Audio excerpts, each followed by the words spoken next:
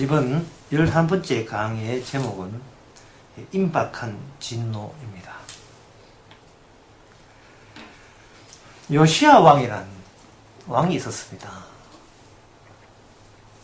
이 왕은 유다나라 이스라엘 둘로 갈라지면서 북쪽 왕이 아니고 남쪽 나라 왕인데 7세기경, 지금 6세기, 7세기경에 BC 7세기의 왕입니다. 이 왕이 16살 때 새로운 어떤 정신적인 변화, 어떤 영적인 변화를 겪었고, 히르기야라는 사람에 의해서 하나님의 율법책을 받게 되는데, 그 율법책에 보니까 하나님의 약속들이 거기에 가득 들어 있었습니다. 요시야 왕은 현재 한 왕으로서 자기 유다나라의 그 한 형편을 하나님의 주어진 그 발견한 율법책에 의해서 다시 한번 영적으로 점검을 하게 됩니다. 그리고 본인부터 해서 온 나라가 뭔가 이 유다 나라가 하나님의 말씀과는 멀어도 거리가 너무 멀게 그동안 유지되어 왔다는 사실을 알게 되었습니다. 그 선대 왕들이 하나님의 말씀에 관심이 없었고 다른 이방 나라의 번성과 그들의 통치 이념에 그들은 거기에 같이 말려들었습니다. 그것은 바로 하나님이 원하는 대로 정치하는 것이 아니고 백성들이 또는 주변의 정치적 상황에 따라서 정치하게 되면 나라가 그나마 유지가 된다라는 생각을 갖고 정치를 한 겁니다. 이러한 정치 방식은 오늘날 흔히 보통 우리가 오늘날 민주주의 정치 가운데서 정치인들이 하는 것과 그렇게 동일한 정치를 한 거예요. 그러니까 그것이 하나님의 말씀이 아니라면, 그것이 하나님의 말씀에 비추지 않는다면 전혀 하자 없고 정상적인 정치를 해온 겁니다. 하등 취직받을 일이 없고 무지될 일도 없었습니다. 근데 문제는 바로 그 하나님의 율법책이 발견됐다는 그 점이 있습니다. 새로운 기준이 등장한 겁니다. 과연 내가 정치를 올바르게 하고 있는지, 바르게 하고 있는지, 잘못되고 있는지를 절대적으로 판정을 내릴 판정의 기준이 요시야 왕의 손에 들어온 거예요. 그리고 요시야 왕은 자기 나라의 이게 특수성을 발견한 겁니다. 그 율법책을 보면서 열왕기 하 22장 14절에서 16절에 보면 요시야 왕은 여선지자 훌다에게 그것을 보여줍니다. 그리고 훌다라는 여선지자가 율법 전체의 말씀이 어떤 식으로 해석해야 되는가를 경청했습니다. 훌다라는 여선지자가 율법의 결론을 단 하나로 내렸습니다. 그것은 바로 멸망이었습니다.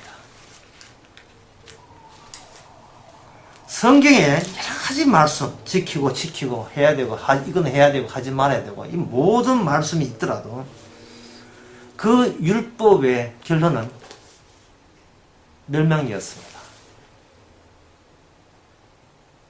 16절에 보면 여호와의 말씀이 내가 이곳과 그 거민에게 재앙을 내리되 곧 유다 왕을 읽은 책의 모든 말대로 하리니 이는 이 백성이 나를 버리고 다른 신에게 분향하며 그 손의 모든 행위로 나의 노를 격발하였습니다. 하나의 정치하는 사람으로서 사람에게 가장 가슴에 와닿는 것은 백성들의 분노입니다. 백성들의 분노 위에 또는 외국 다른 나라 인민들의 분노 그 정도는 생각하지만 눈에 보이지 않는 신의 분노를 의식하면서 정치하는 사람은 아마 없을 겁니다. 왜냐하면 그것은 인간의 한계이기 때문에 그렇습니다. 인간은 자기가 자기 몸을 거울에 쳐다보듯이 그 거울 앞에 있는 자기의 몸뚱아리가 눈에 보이면 저거야말로 현실이다. 내 몸이 여기 존재한다. 라는 그 외에 무슨 다른 현실을 찾겠습니까? 저 거울에 비친 내 몸이 더럽다면 세수할 것이고, 배고프다면 밥을 먹을 것이고, 상처났다면 약 바를 겁니다. 따라서 인간은 눈에 보이는 것도 출발해서 결국은 되돌아오는 것이 눈에 보이는 존재, 그걸로 마감됩니다. 그것이 현실의 전부요. 그 외에 다른 현실을 생각한다는 것은 그건 허구요. 상상에 불과한 겁니다. 그런데 하나님의 여자 선지자 훌다 한 말이 이 나라 백성과 선대의 왕들은 하나님의 분노를 자아내는 행동을 했다는 겁니다. 하나님이 보이지 않습니다. 하나님 보이지 않는 존재, 보이지 않는 신이라는 그러한 하나님의 심성까지 걱정해가면서 정치한다는 것은 이거는 큰 스트레스와 부담으로 작용합니다. 회사를 운영하는 사람이나 또는 공무원 생활을 하면서 눈에 보이는 공무원들이 동사무소에 있는 직원들이 그 동민들의 그들의 의견과 그들의 행동과 눈앞에 있는 그들의 태도가 더 현실로 와닿는 것이지, 눈에 보이지 않는 예수님이냐 하나님 생각하면서 하루 종일 근무하지 않을 거다 이 말이죠.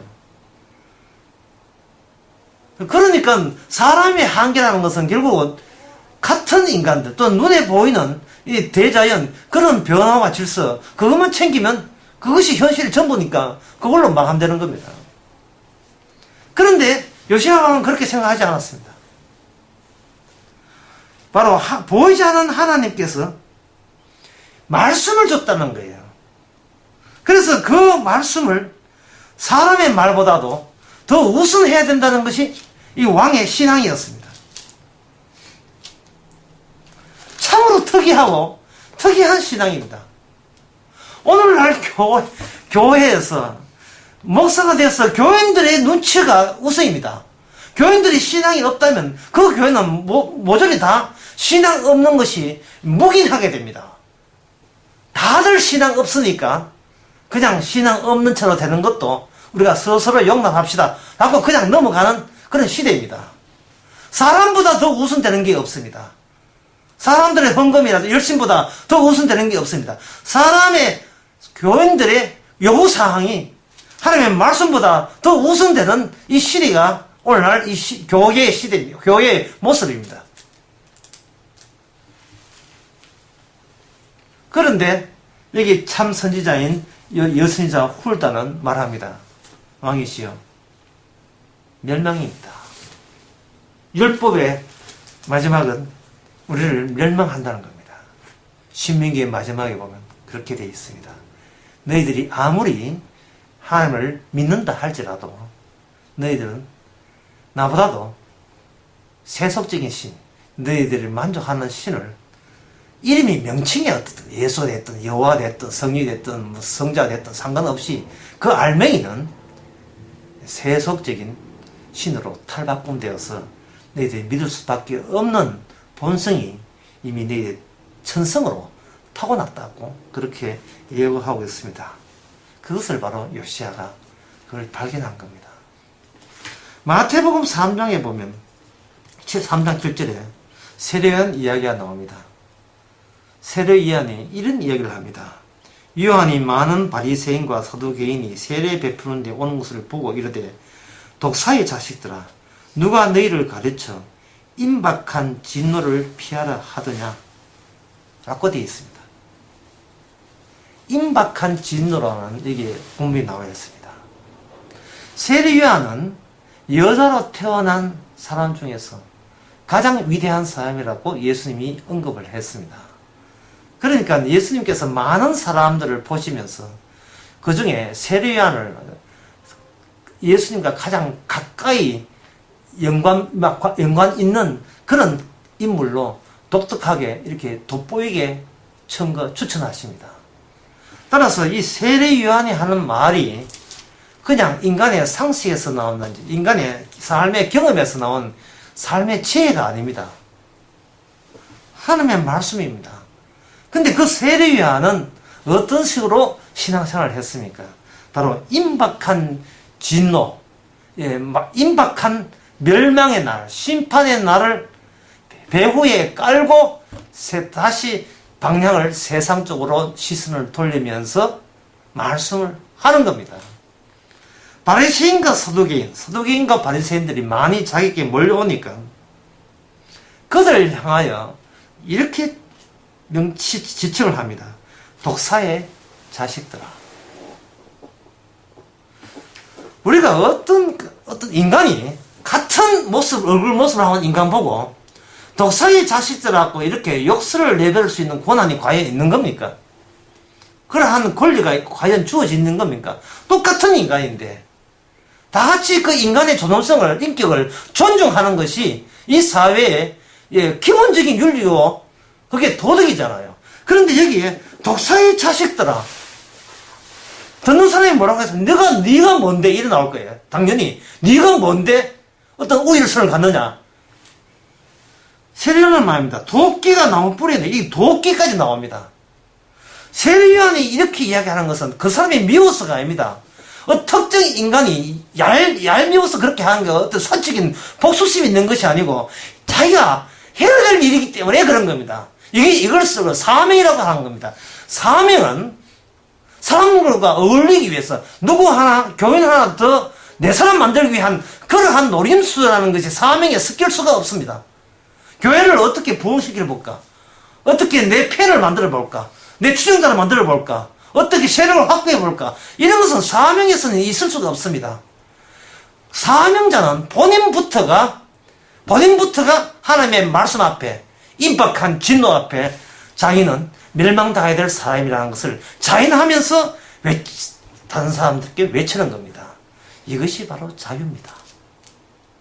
말씀에만 매이고 어떤 누구에게 매이지 않는 이 모습. 하나님이 성령이 임할 때 이런 현상이 일어나는 겁니다. 예수님은 그 사람을 칭찬했습니다.